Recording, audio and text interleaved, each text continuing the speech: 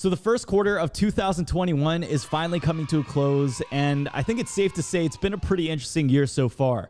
Many of us may have stumbled a few times along the way, but we kept getting back up, and that's what matters. Now, aside from the reported hate crimes, the blockage of the Suez Canal, and last but not least, the outrageously high gas prices, which seem like came out of nowhere, it seems like we're in a much better place now than we were just a year ago when this pandemic first began.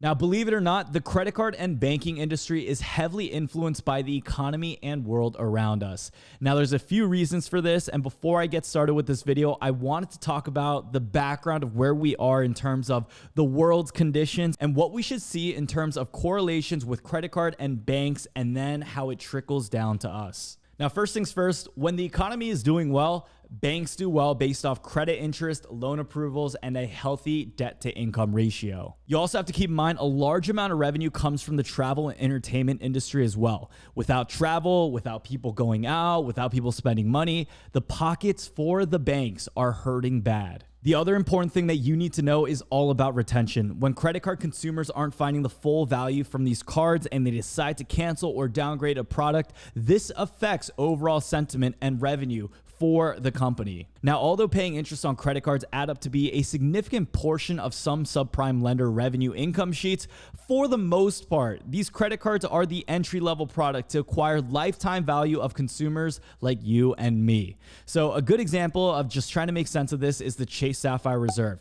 Chase goes ahead and loses money. They give too much value in order to acquire their customer, but later down the years, they recoup their profits from investments and loans down the road. Now, just as a quick refresher and reminder of some of the experiences and benefits that we had last year, American Express was one of the companies that was giving out a ton of free credits to their higher tier, I would say God tier cards, like the Platinum card. So the banks believed in order to make sure that consumers like us, especially the quote unquote high spenders or the ones carrying some of these higher prestige cards, would be awarded something, which would come in the form of retention credits to make sure that we wouldn't downgrade or cancel these cards. American Express awarded consumers with a $50 statement credit towards small businesses, $20 a month in streaming credits, $20 a month in wireless credits, and even money towards shipping. Now, that wasn't even the best part. I remember randomly, American Express gave me a $200 appreciation credit out of the blue.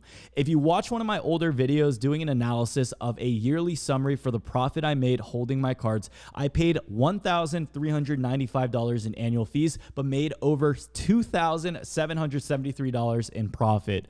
So with all that being said, what can we expect to see happen in 2021? If we continue to see an improvement in pandemic rates with T&E starting to pick back up, I doubt we'll see all the added credits like we did last year. I strongly believe this is the year where they'll still be cautious until the end of the second quarter. So if you're looking to apply for a card in the near future, what I recommend you to do now is to build up your score before they begin to release additional card benefits, boosted welcome bonuses, and possibly some new cards added in the future. I also strongly encourage my audience to consider travel reward cards specific to airlines and hotels during this time. I'll give you a few recommendations towards the end of the video, but I wanted to talk about why I recommend travel reward cards even right now when it feels like travel isn't fully open yet. So throughout the next few months, with weather getting warmer and people anxious to get out of their homes, I can guarantee you prices at hotels and resorts will be at an all-time high, and here's why. According to Forbes, in the first 10 months of 2020 alone, the tourism industry took a hit of over $935 billion in revenue worldwide. With the resurgence of demand in travel and the supply that's been constant since last year, I wouldn't be surprised if hotels began charging double or triple their original rate. So I highly recommend you to consider adding a new lineup of hotel credit cards if you've never done this before.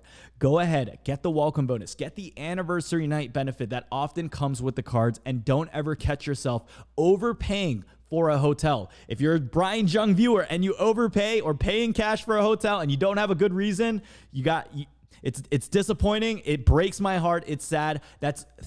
Come on, just don't. Those are all things that I teach on my channel where people can travel the world for free, take advantage of all the free benefits out in the world without ever having to pay money. Simple as that. Listen, guys, make sure that you begin to prepare now in advance, because 6 months from now, we can go ahead and watch this YouTube video right here. I can almost guarantee you everything will be booked. Carnival Cruise Line says that it already has more bookings for 2022 than they did in 2019. Now, before we end this video, just a few credit card rules and reminders. Always focus on the welcome bonus. Unless you're buying a house or something anytime soon, you should be constantly applying for new cards to get the bonus, save up the points, and travel for free. Those small amounts of cash back, if you're a high spender, if you own a business, yes, that adds up. But for your general, everyday, regular, average Joe, you want to make sure that you're always working towards a welcome bonus every few months. As soon as you knock one out, maybe you can cool out for a few weeks, but the goal is to really start working on those so you take full advantage of what's going on. Now, knock on wood, I do not think another pandemic is going to happen in the next few years from now. So make sure that you do load up on these points, because if you want to take that dream vacation, if you're itching to get out, if you're one of those few people, maybe like me, who's got that cabin fever and you're waiting to travel, just make sure that you're prepared. Make sure you have those points at hand, and make sure that you're not overpaying with cash. Now, the second friendly reminder is do not forget about your monthly credits associated with your credit card. Just a simple sticky note will do, or put a reminder in your Google Calendar or your iPhone, and it'll let you know, hey, the month is about to end. Did you use your Grubhub credit for American Express Gold? Did you shop at Saks Fifth Avenue for this entire 6-month period? Make sure you are on top of it, because if you are paying a high annual fee, you want to be able to maximize every single reward and benefit that you get associated with that card. Now, guys, one last thing. Make sure that you keep an eye out for any adjusted welcome bonuses. Let me show you one. Alrighty, guys. So this right here is an example of one of those welcome bonuses. 80,000 MR points and $300 in statement credits. You see that right here? $300 in statement credits.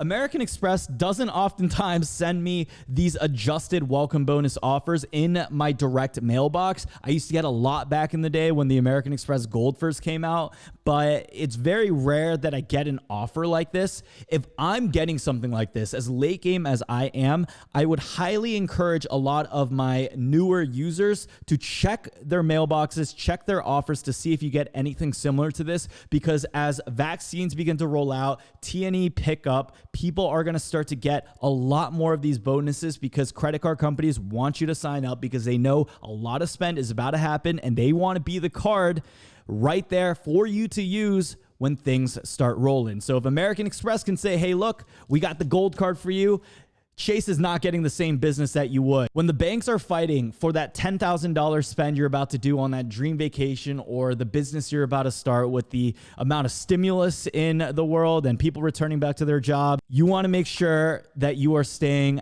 active and actually keeping an eye out for some of these offers. So earlier in this video, I said I would recommend a few credit cards for you to check out. I suggest you look into the Marriott Bonvoy cards, the World of Hyatt card, the IHG card, and the Hilton Aspire card. The Chase Sapphire Preferred also has an elevated offer during the time of this recording, so be sure to check that out. And last but not least, all the links to the cards are linked down below in the description if you want to support this channel at no cost to you. Last but not least, if you are a beginner in the credit card game and you just stumbled upon some of these videos on YouTube and you don't exactly know how to get started, I made a 1-hour ultimate credit card guide that you can check out that I made a few weeks back. That video has a ton of information in getting started as a beginner and going into the proness.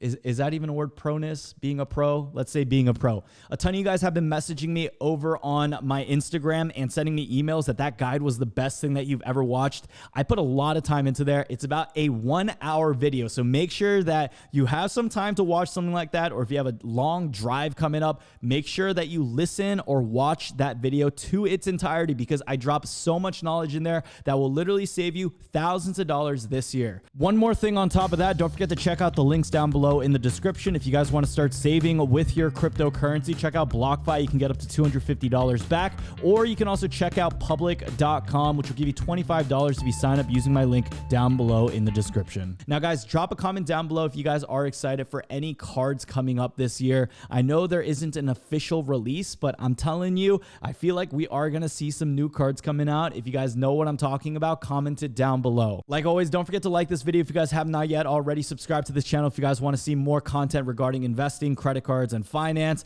And until next time, hope you guys have a good one, and peace out.